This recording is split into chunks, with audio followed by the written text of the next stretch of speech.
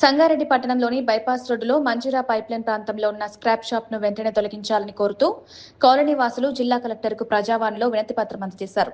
ఎన్నో సంవత్సరాలుగా నివాస ప్రాంతంలో స్క్రాప్ షాప్ కొనసాగుతుండటంతో తీవ్ర ఇబ్బందులు ఎదుర్కొంటున్నామని తెలిపారు. స్క్రాప్ షాప్ కారణంగా పాములు, పందికొక్కులు కాలనీలో సంచరిస్తూ ఇళ్లలోకి వస్తున్నాయని, రాత్రి వేళల్లో రేకుల శబ్దాలతో చిన్నారులు, మహిళలు తీవ్ర ఇబ్బందులు పడుతున్నారని ఆవేదన వ్యక్తం చేశారు. ఈ పరిస్థితి వల్ల కాలనీ వాసుల్లో భయాందోళనలు నెలకొన్నాయని పేర్కొన్నారు. నివాస ప్రాంతంలో ఇలాంటి వ్యాపారం కొనసాగడం ప్రజల ఆరోగ్యానికి, భద్రతకు ప్రమాదకరంగా మారిందన్నారు.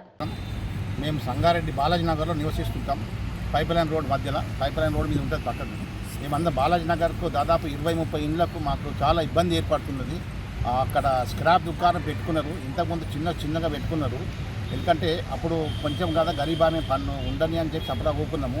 రాను చాలా పెద్ద ఎత్తున హోల్సేల్ లెక్క అయిపోయింది. అది అందులో పడ్డ కుక్కలు పెంచుతున్నారు, కోళ్ళు పెంచుతున్నారు, మేకలు వేస్తున్నారు.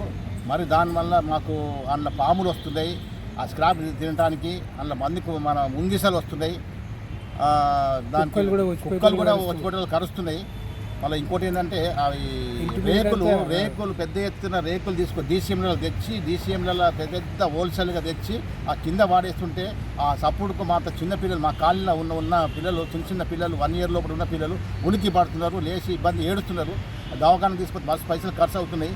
దయచేసి మున్సిపల్ కమిషనర్ కానీ మన మున్సిపల్ చైర్మన్ గారు మరి దీన్ని పట్టించుకొని మాకు తగిన న్యాయం చేస్తారని మేము కోరుకుంటున్నాము. ఇక మీకు ఇప్పుడు మొట్టమొదట మీకు విన్నవించుకుంటున్నాము చైర్మన్ గారికి. తర్వాత మీరు చేస్తారని సంతోషపడుతున్నాం. మీ తరపు నుంచి మళ్ళా మీరు చేస్తారని మేము ఆశపడుతున్నాము. మాకు నమ్మకం ఉన్నది మీ మీద. షిఫ్ట్ చేపిస్తారని వేరే దగ్గర మార్చాను. ఊరు బయట అవుట్ సైడ్లో పెట్టుకుంటే సంతోషం ఉంటుంది. మాకు లోకల్ అయిపోయింది కాబట్టి చాలా ప్రాబ్లం ఏర్పడుతుంది. ఇటువంటి స్క్రాప్ దుకాణం ఊరు బయట ఉంటే బాగుంటుంది. ఇండ్ల మధ్యలో ఉంటే చాలా ఇబ్బంది పాలవుతున్నాం మేము. దానివల్ల చాలా పిల్లలు ఎవరు కానీ చాలా ఇబ్బంది అవుతున్నారు. కుక్కలు కూడా ఉంటున్నాయి. ఆ ఎండాకాలం కుక్కలు పట్టుకుపోయి వస్తే ఏం చేస్తారంటే పక్కకు పోయి స్క్రాప్ దుకాణంలో లారీలు ఉంటున్నాయి, డీసీఎంలు ఉన్నాయి, వాళ్ళ కింద పోతున్నాయి. కుక్కలు పట్టుకుంటే దొరుకుతలేవు అవి. కాబట్టి కుక్కలు కదా 7-10 కుక్కలు జమ అవుతున్నాయి. ఆడ పిల్లలు గరుస్తున్నాయి, చేస్తున్నాయి. ఆల్త కుక్కలు కూడా ఉన్నాయి. దయచేసి పందికొక్కలు కూడా వస్తున్నాయి. ఇప్పుడు స్వయంగా నా ఇంటనే దాదాపు 56,000తో నేను మళ్ళీ రీకన్స్ట్రక్ట్ చేసుకున్నా. మా పక్కల్లో వాళ్ళందరూ కూడా చాలా సఫర్ అవుతుండ్రు. దయచేసి ఈ స్క్రాప్ దుకాణం వేరే దగ్గర మార్పించగలరని మేము కోరుకుంటున్నాం.